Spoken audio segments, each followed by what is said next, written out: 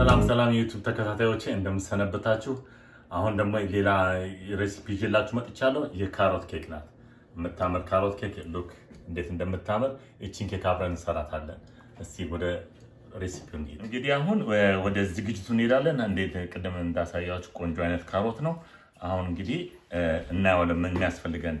አሁን እንግዲህ እዚህ ጋር እንደምታዩት 2 ካፕ ኦል ፐርፐስ ፍላወር ያስፈልገናል። ከዚህ ጋር ደግሞ 3 cups grated carrots and 2 tablespoons of baking powder and 1.5 teaspoon of cinnamon, half teaspoon salt, 1 teaspoon of vanilla and 4 eggs, 1.5 cup of vegetable oil. እና ይሄንን ሚክስ አድርገን እዚህ ጋር another brown sugar 1 cup, white sugar another 1 cup. That's it. በኋላ አሳያችኋለሁ for a topping. now አሁን እንትናችን እናስገባ first። አሁን መጀመሪያ የምናደርገው liquid እንጨምራለን። ሊኩዊዶቹ oil, egg beaten for eggs,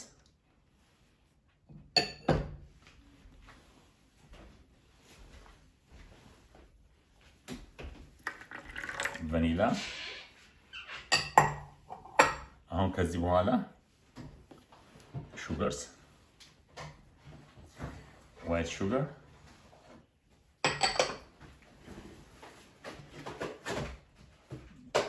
brown sugar,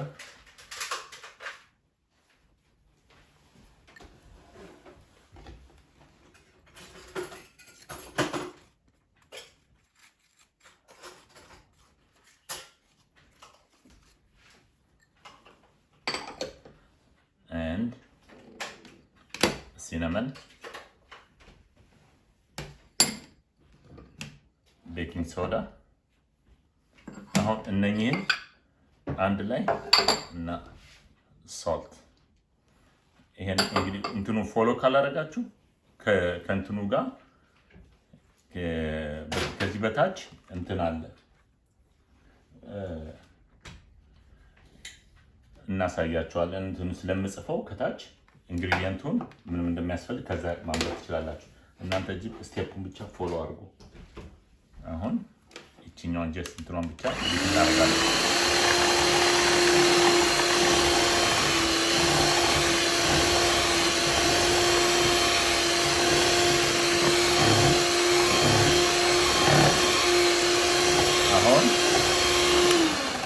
አሁን እቺን እሱን ብታረግን ከዛ በኋላ ከዚህ ቀጥለን ፍላወሩን እንጨምራለን።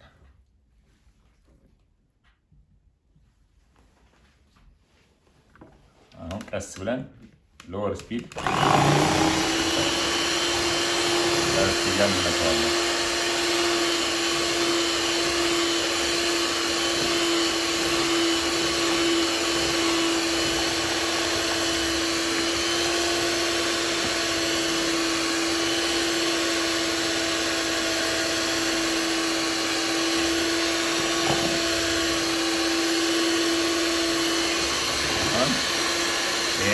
ከመታን በኋላ ካሮትን እንጨምራለን።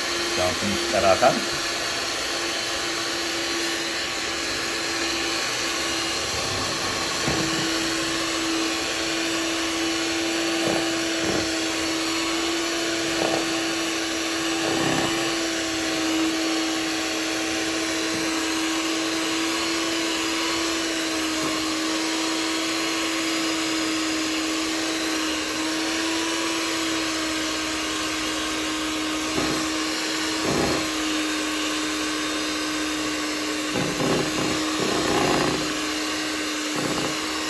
አሁን ከዚህ ቀጥሎ የሚቀጥለው የመጨረሻው ስቴፕ ካሮት ነው። ካሮቱን መምታቱን ሳይሆን ፎልድ ማድረግ ይቻላል እዚህ ውስጥ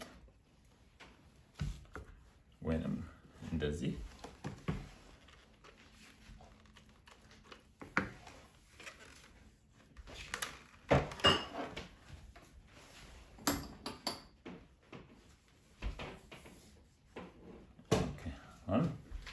ይሄንን ካሮቱን ጨምረን ይሄ ካሮቱን ውስጡ ጀስት እንደዚህ መቀላቀል በማሽን መምታት አያስፈልገውም።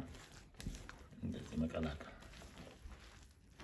በማሽን አሁን ከመታ ነው ግን በማሽን ከመታ ነው ስብርብር ይወጣና ውሃ ይሆናል እና እንትናችን ይሄ ባደሩን ያቀጥነዋል።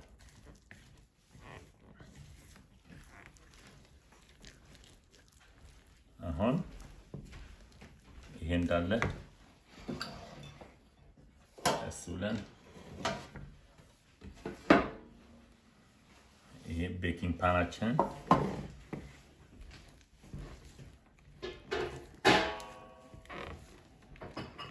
እናዘጋጅና ኦይል ስፕሬይ እንነፋበታለን።